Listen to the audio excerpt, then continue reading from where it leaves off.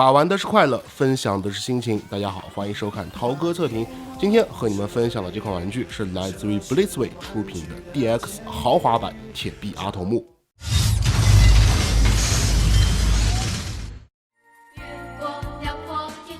如果你之前看过那期 Hot Toys 阿童木测评的话，你就会知道阿童木是我非常喜爱的动漫作品，所以这款产品我本人还是非常期待的。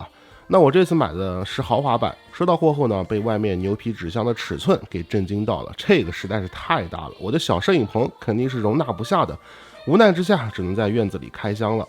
打开后可以看到里面彩盒的设计还是蛮好看的，正面是玩具的实物图片，背面呢则是一些玩点的介绍。那我们继续开箱，就会发现这个大盒子里面其实还内藏两个小盒子，一个装着阿童木的本体，另外一个呢则装着豪华版所独有的休眠舱。Blitzway 内包部分是魔术贴绑带加泡沫塑料，这种设计一般在雕像类产品上比较常见，它的好处就是非常牢固，而且对里面玩具的保护也很到位。打开内包后可以看到阿童木的本体就静静地躺在盒子里，其余的配件也是一览无余。那么休眠舱的包装结构呢，和阿童木的本体也是完全一致的，这里就不赘述了。反正包装盒方面呢，你就能感觉到这款产品的确是下心思去做的。OK， 废话少说，我们先来看看阿童木的本体。因为外甲部分基本都是合金，所以拿上手呢，1000多克的重量还是很有手感的。尺寸方面，对比 Hot Toys 的阿童木要高出了一个头，但是还是比 Hot Toys 一般的12寸人偶要矮一些。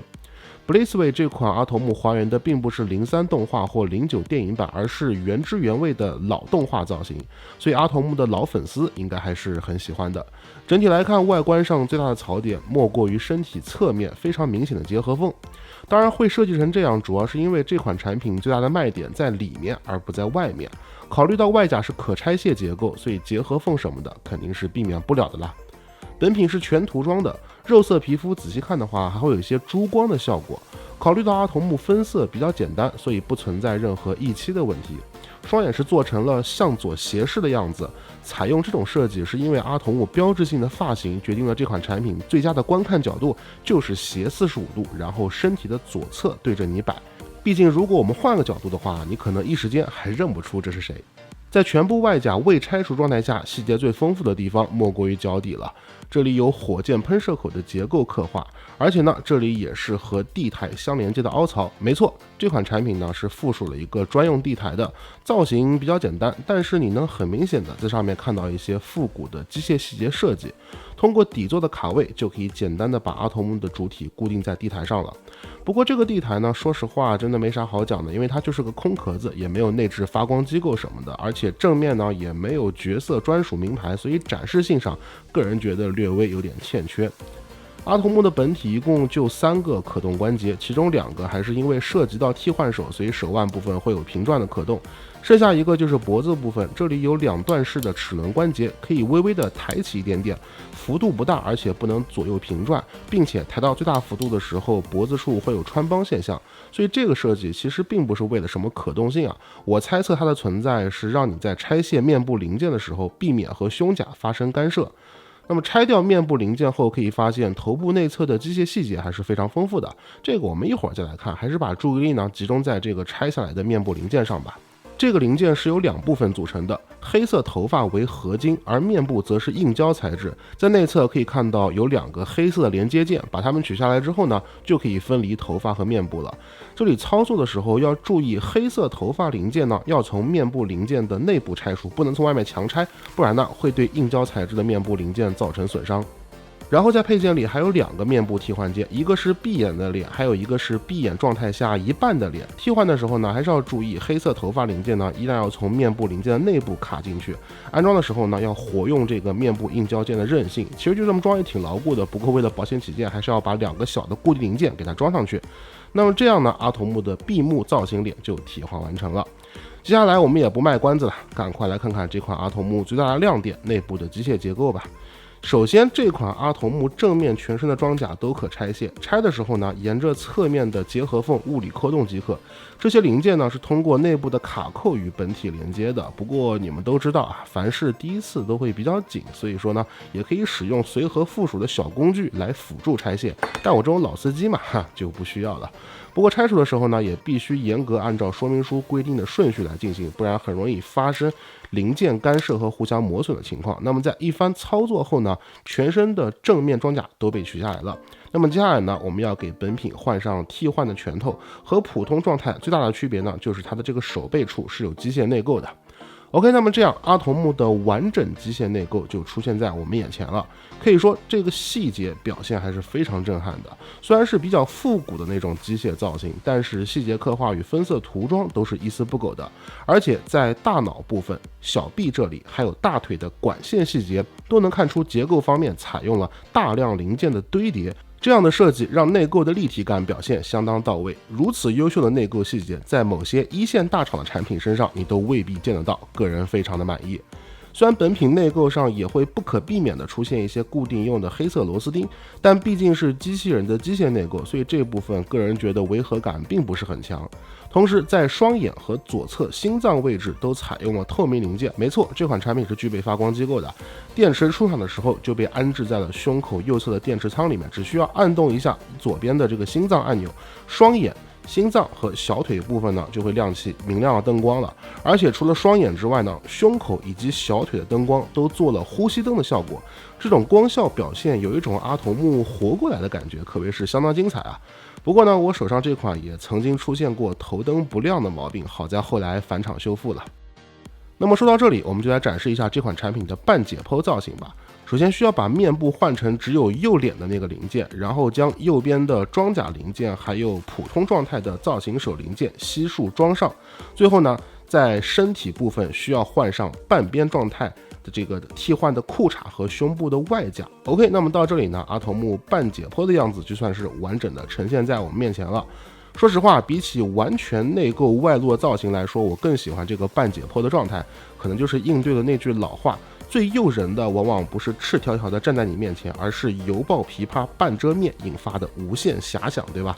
不过我个人认为，如果在半解剖状态下能在身体的左半部分给一个透明外甲的话，可能在展示性上会更好一点。对了，这款产品还附属了打开状态的胸部面板替换键，可以看到在内侧呢也有简单的仪表机械细节刻画，替换上去之后就可以再现出阿童木胸部装甲开启的状态了。考虑到该造型在动画中出场次数还是挺多的，所以这个配件的附属呢也是很有必要的。OK， 那么阿童木的本体到这里就介绍完了。也就是说，如果你买的是普通版的话，那么全部的玩点呢就是上面说的那些。接下来就是本期节目的重头戏，也是该款阿童木产品的本体休眠舱的介绍了。首先和一些常见玩具进行比较，这个休眠舱的尺寸绝对是相当之大的，整体的造型非常圆润，而且外侧是完全涂装的，所以并不存在塑料原色外露的情况。虽然是塑料制的，但是看上去还是有一定金属质感的。正面有一个巨大的椭圆形透明开窗，通过这里呢可以一窥内部的细节，并且在休眠舱外侧还有一些复古的操作面板以及罐子一样的独立细节，这些地方呢也一定程度丰富了整体视觉上的表现。顶部是圆形的结构，四边呢还有一些突出的类似铆钉状的细节刻画，而在休眠舱底部呢有标注出品方的字样，旁边这几个与地面接触的地方也都做了防滑处理，还不错。捏住后方的两个银色把手就可以打开休眠舱了。这两扇门呢是通过卡扣互相连接的，操作的时候要稍微小心一点，别把这个把手掰断了。而且呢，你会发现这两扇门是有联动的，即便只活动其中一侧，另外一边也会跟着一起活动。打开后看一下内部的结构啊，这里面虽然细节不算很多，但整个内壁都是全涂装的，和外侧一样，也是完全没有塑料原色的外露，所以质感表现还是挺好的。左边这扇门呢，在底部有一些类似仪表盘的简单细节刻画，而两扇门内部呢有很多的卡扣存在，这个部分呢是可以按照对应的位置把阿童木身上换下来的外甲装上去的。安装起来呢也比较简单，而且阿童木身上的主要装甲都可以搭载，并且呢连造型手也有专门的位置安放，这个设计确实很不错，既方便零件的收纳，同时也是一种很好的展示陈列。然后在休眠舱内侧，首先地板上有亮丽的金属色涂装，上面有一些简单的分割线和铆钉细节，同时还有2个卡位，以此来固定阿童木的双脚，在左上角以及右下角各有一点细节的点缀，这样使得内部不至于过分单调，还行吧。同时在两侧呢，还各有3个，共计6组 LED 灯，透明零件上的纹路细节透露出满满的年代感。那看到这里，相信聪明的观众肯定就明白了，这妥妥的是能发光的节奏啊！没错，如果你拆下休眠舱外壁上操作面板的外架，就会发现这里面其实是个电池仓，需要装入3节7号电池，然后旁边的红色拨钮呢是开关，向上推动一下，就会发现操作台这里呢首先会亮起绿色的光效，绿色透明件呢也是做了雾化的处理，所以点状光源会得到散射，以此来达到更好的发光效果。同时在休眠舱内侧的6颗 LED 也会亮起，这里的光效并不是纯白，而是偏黄的，感觉上还不错哈。但是有不少朋友反映收到手之后呢，休眠舱里的灯出现了中奖不亮的情况，看来厂家这次品控实在是没把握好。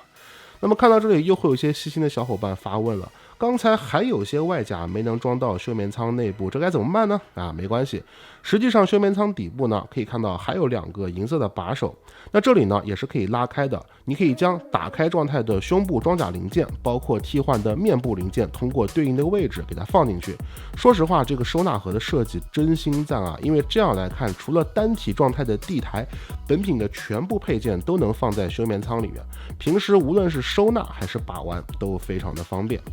那么最后呢，我们把阿童木放进休眠舱，您可以选择打开舱门，以此来展示阿童木内构造型，同时也可以装上外甲和闭眼面雕，面朝着透明的椭圆形开窗来进行摆放，这样从外侧来看就好像是阿童木未启动的状态。而且说真的，休眠舱内侧的 LED 灯效真的是太加分了，帅爆了，有没有？不过呢，你把阿童木从底座上拆除的时候要特别留意一下，别让它的头发磕到休眠舱顶部，要不然很容易掉漆的。同时呢，这个休眠舱虽然放一些 HT 的钢铁侠比较勉强，但是摆上尺寸合适的一些玩具效果也还可以，所以这个配件呢，也是有着一定的通用性哈。那么到这里呢，这款 Blitzway 的阿童木就给大家全部介绍完了。虽然本品是不可动的手办，但是出色的 LED 光效、丰富的内构细节以及豪华版休眠舱多样的玩法，都无形中提升了这款产品的可玩性。虽然豪华版3600元的预定价着实不便宜，但把玩过后呢，你绝对会认为本品是值回票价的。只可惜啊，这款产品败在了品控上。大量中奖灯不亮的情况的确糟心，而且虽然有售后，但是因为品控不佳导致的问题，返修的运费却要玩家自行承担，这点我觉得实在不妥。如果不是这个毛病的话，相信这款产品入选本年度个人入手玩具最佳排行榜的 TOP 3，那是妥妥的了。OK， 那么以上就是本期节目的全部内容了，记得关注或订阅我们的视频频道。如果喜欢视频，请多多3连支持一下。那么我们下期再见喽，拜拜。除了扫描二维码以外呢，我们还可以点击微信右上角的加号，选择添加朋友，在最下方一栏公众号里呢，输入涛哥测评就可以找到我的微信公众号了。另外别忘了置顶我的公众号，这样子呢，我每天推送的最新玩具资讯你就不会错过了。玩具资讯哪里找？尽在涛哥公众号，赶快关注起来吧。